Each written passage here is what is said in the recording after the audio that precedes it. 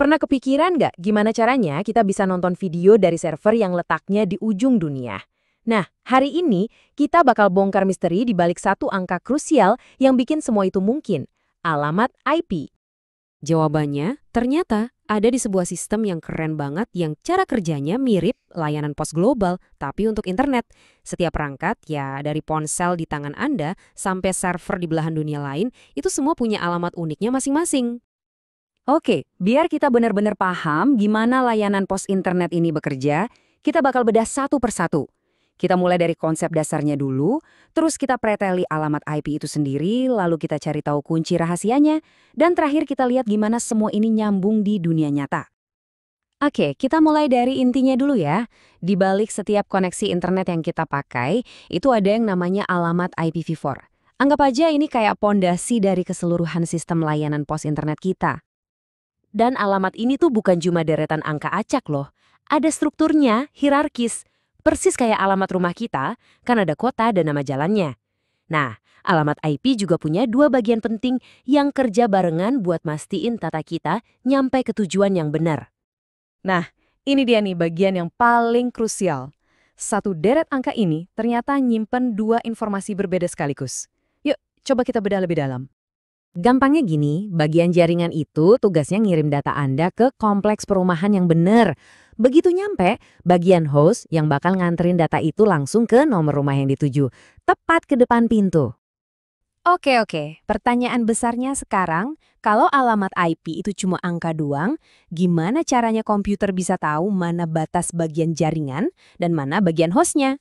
Nah, ternyata komputer itu butuh semacam kunci rahasia buat mecahin kode ini. Dan kunci rahasia itu namanya adalah subnet mask. Inilah alat yang ngebongkar rahasia di dalam setiap alamat IP. Jadi, subnet mask ini cara kerjanya kayak filter atau saringan gitu. Komputer ngambil alamat IP lengkap, terus disaring pakai subnet mask, dan voila, keluarlah alamat jaringannya doang. Proses inilah yang ngasih tahu komputer, oke, ini bagian jaringanmu, dan sisanya itu bagian host. Oke, sekarang kita udah tahu cara baca alamat IP. Tapi ceritanya jadi sedikit lebih kompleks nih. Ternyata nggak semua alamat IP itu sama. Ada alamat yang khusus buat dunia luar, yaitu internet publik, dan ada juga alamat yang cuma buat lingkungan internal, kayak di rumah atau kantor kita. Biar gampang bayanginnya, alamat publik itu kayak alamat di jalan raya utama internet. Sedangkan alamat pribadi itu kayak nomor di jalan-jalan kecil komplek perumahan atau nomor extension telepon di kantor. Nah, ini yang menarik. Coba deh cek jaringan Wi-Fi di rumah Anda. Saya berani jamin, hampir pasti alamat IP-nya itu pakai salah satu dari 3 rentang alamat pribadi yang ada di sini. Terus, gimana caranya perangkat dengan alamat internal ini bisa nyambung ke internet publik? Nah, disinilah ada trik jenius yang namanya Network Address Translation atau disingkat NAT. Inilah sihir yang bikin miliaran perangkat pribadi di seluruh dunia bisa online bareng-bareng, padahal cuma pakai sedikit alamat publik. Oke, pertanyaannya sekarang, kalau kita udah punya blok-blok alamat yang gede ini, kenapa sih kita masih perlu repot-repot motong-motongnya lagi jadi bagian yang lebih kecil? Buat apa? Jawabannya, karena jaringan yang terlalu besar itu berisik. Bayangin aja sebuah kantor super besar tanpa sekat. Satu orang ngomong atau broadcast, suaranya kedengeran kemana-mana, ganggu semua orang. Nah, ini nggak efisien banget. Nah, subnetting itu ibaratnya kita bangun sekat-sekat di kantor tadi, jadi ruangan-ruangan kecil. Atau kalau di komplek perumahan, kita bikin klaster-klaster. Tujuannya apa? Ya buat ngatur lalu lintas data biar lebih rapi, ningkatin keamanan, dan yang paling penting, bikin obrolan di satu klaster nggak ganggu klaster yang lain.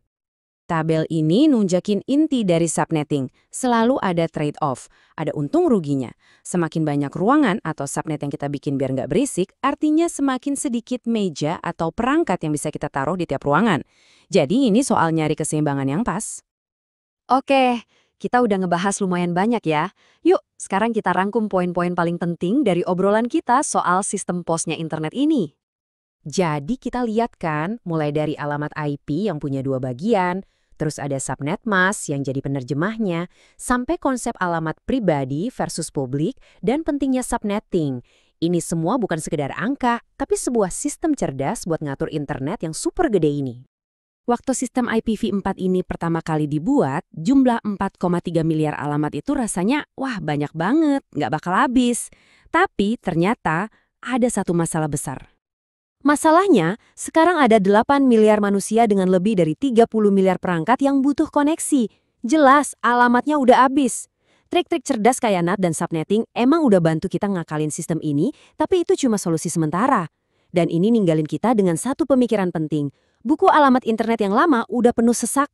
Penggantinya yaitu IPv6. Sekarang bukan lagi pilihan, tapi udah jadi sebuah keharusan.